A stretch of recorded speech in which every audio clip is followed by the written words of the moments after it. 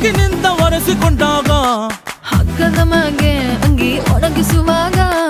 ನಿನ್ನ ಮೈಯ ವಾಸನೆಯು ನೆನಪಾದಾಗ ಎರಡು ಕೈಯ ನೆತ್ತಿ ನೀನು ಜಡಿಸುತ್ತುವಾಗ ದಿಂಬನಪ್ಪಿಕೊಂಡು ನಿದ್ದೆ ಮಾಡುವಾಗ ಸುಸ್ತಾಗೋಗಿ ನೀನು ಆಕಲಿಸುವಾಗ ಬತ್ತವಲ್ಲ ಫೀಲಿಂಗ್ಸು ಬಂದು ಬಂದು ಮುಚ್ಚಾಗ್ತಾವೆ ಫೀಲಿಂಗ್ಸು